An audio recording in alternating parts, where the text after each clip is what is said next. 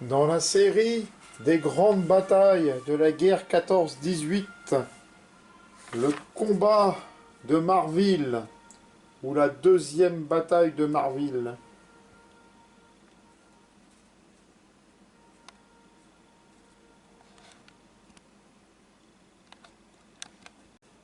Dans la soirée du 23 août 1914, la ligne de crête qui va du Bois-Lagrange à Petit-Xivry est pilonnée par l'artillerie allemande. Le 5e corps d'armée français, fortement éprouvé, est talonné de près par le 13e corps d'armée allemand de von Fannbeck. Il tient péniblement les hauteurs de Petit-Xivry.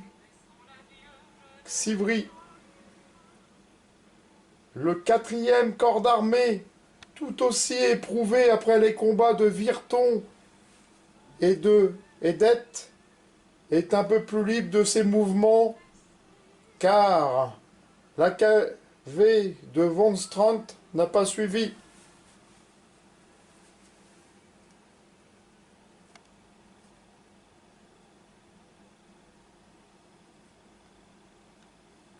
Le général Ruffey, commandant de la 3e armée, veut reprendre l'initiative.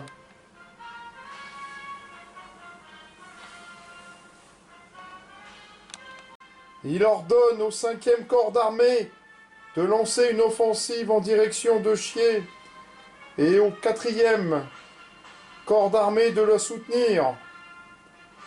Le général Micheler, nouveau commandant du 5e corps d'armée, informe Ruffey qu'il ne peut envisager une offensive en raison des pertes élevées qu'il a subies depuis le 22 août et de l'état d'extrême fatigue de ses troupes.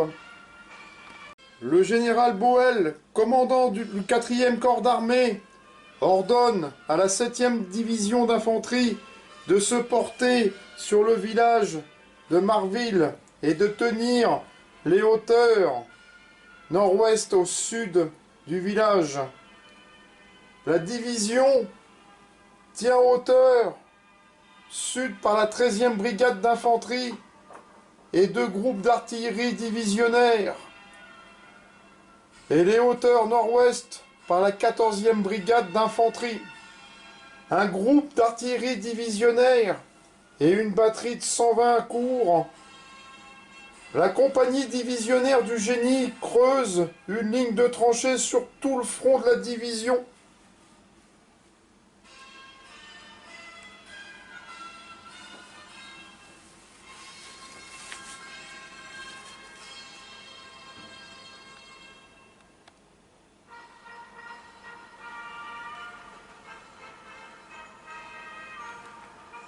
Les régiments de cette division sont échelonnés au sud, vers le nord, dans l'ordre suivant. 101e régiment d'infanterie sur la groupe 277, 102e régiment d'infanterie à l'entrée sud et dans le village de Marville, 103e régiment d'infanterie au nord de Marville sur le mont Saint-Hilaire, 104e régiment d'infanterie sur le plateau de Flassigny. La 8e division occupe le secteur de Flassigny à Vélosne par sa 15e brigade aidée du 317e régiment d'infanterie et soutenue par 2 groupes de l'artillerie divisionnaire. La 16e brigade reste en arrière-garde à Montquintin avec un groupe de l'artillerie divisionnaire et 2 groupes d'artillerie de corps. Elle couvre le repris du corps d'armée.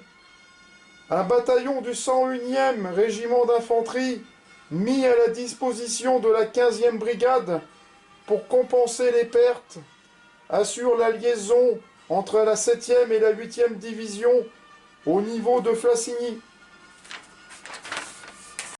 L'AKV, dont l'objectif fixé par le Comprix pour la journée du 25 août est de Lu via Marville, passera la Chière à Charency par l'unique pont disponible. Les pièces allemandes sont positionnées dans la région de la ferme d'Urbul, au nord de Charancy, et sur les hauteurs d'Alondrel. Von Strunz a prévu d'attaquer Marville avec une seule division, mais il dispose d'une puissance de feu considérable. Toute l'artillerie de l'AKV et quelques mortiers de 21 cm de la 5e armée allemande sont à sa disposition. Il progresse sur la même route que sa division ne peut s'étendre. Un peu plus tard au sud, la seule division en état de combattre et la 27e division d'infanterie passera le Chier à Flaberville avec pour objectif de protéger la gauche de Von Strunz en progressant sur Dombra via Petit Failly et Grand Failly. La bataille de Marville opposera la 10e division d'infanterie à la 7e division d'infanterie. Celle de Grand Failly opposera la 27e division d'infanterie à la 9e division d'infanterie.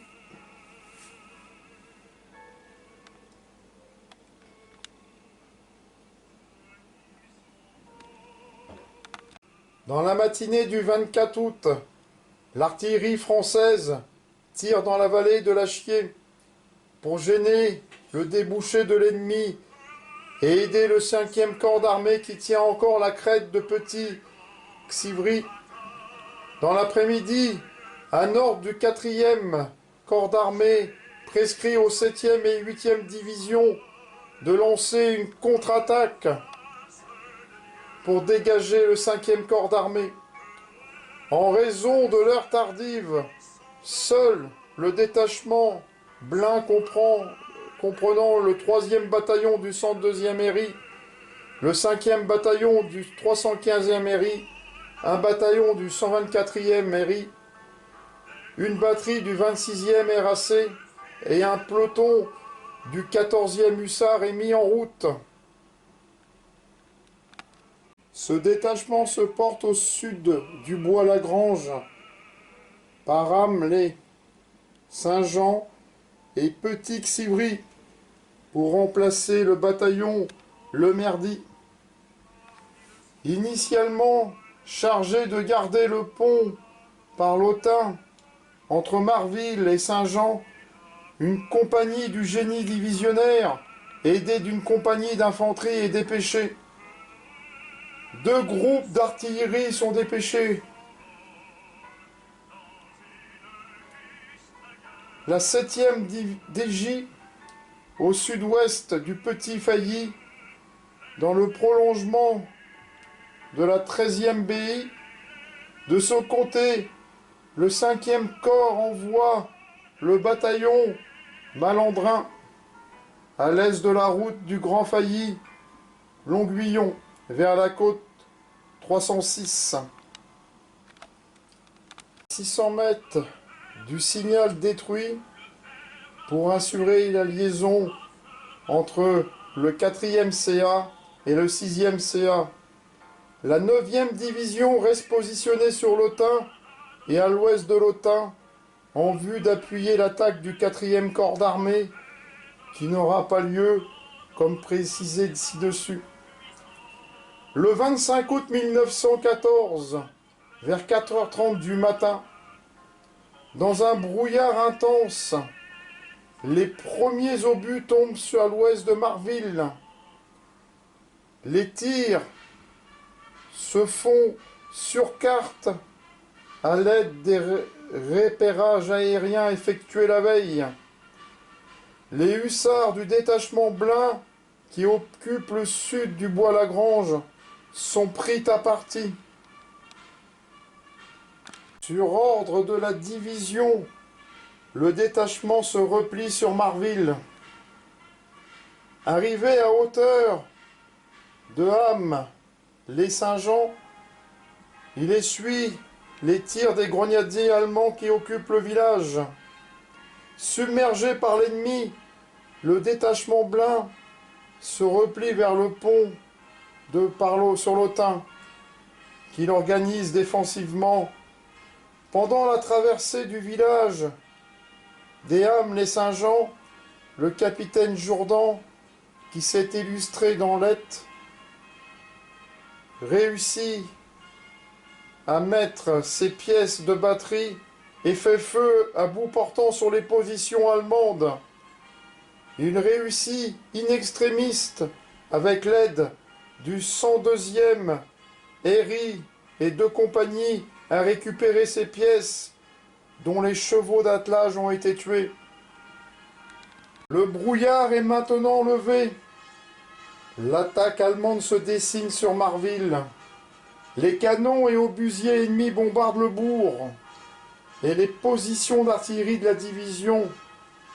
Ils sont contenus par les artilleries des 2 brigades de la 7e division d'infanterie et par une pièce en caponnière sur la place du village.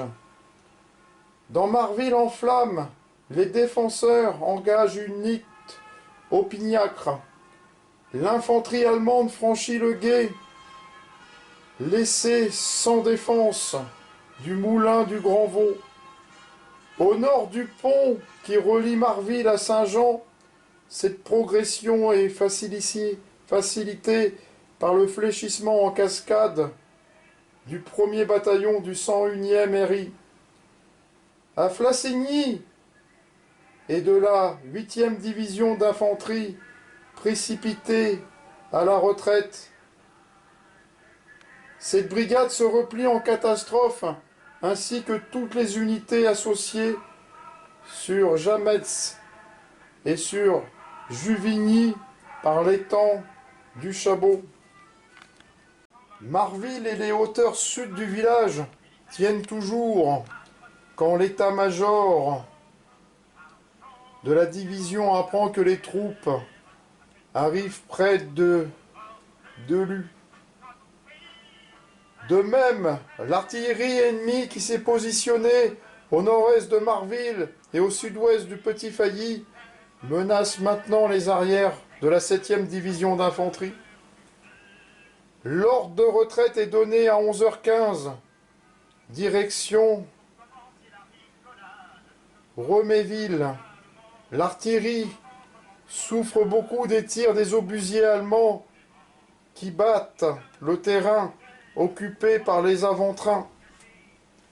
Vers 13h, l'ennemi bombarde le ravin qui longe la route de Marville à Delus, là où se trouvent les débris de la 13e BI, se rallient à 2 km à l'est de Jametz, à proximité de la position de la 14e BI.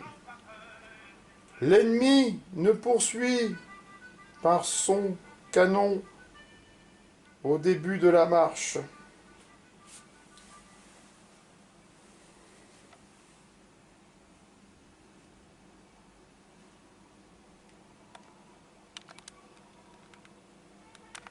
Les pertes sont estimées à 750 hommes pour les Français et 700 pour les Allemands. Les Français perdent une mitrailleuse, 20 canons de 75, une quarantaine de caissons et environ 200 chevaux d'attelage. Les Allemands perdent 8 canons, dont un obusier de 10,5 et un obusier de 15, et quelques caissons. Le bilan de la 2e bataille de Marville. Le combat de Marville qui oppose la 7e division d'infanterie à la 10e division d'infanterie est la suite logique du combat d'Aisne. Dans la région de Grand Failly, le 5e corps d'armée est poursuivi sans relâche par la 13e AK. La stratégie allemande consiste à conserver l'initiative et maintenant sous pression les troupes françaises, sèchement défaites lors de la bataille des frontières. L'artillerie allemande, qui dispose de la totalité des pièces des deux corps d'armée, est très largement supérieure à l'artillerie française, qui ne dispose que des pièces des deux divisions et de quelques pièces de corps. Le guidage par avion implémenté par l'ennemi autorise des tirs précis.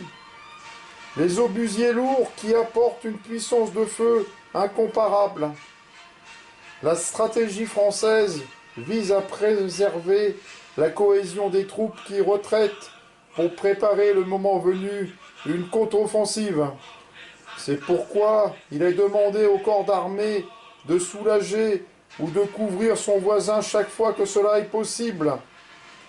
Les deux armées ont atteint leur objectif. Les Allemands gardent l'initiative et les Français la cohésion qui leur permettra de passer la Meuse en bon ordre.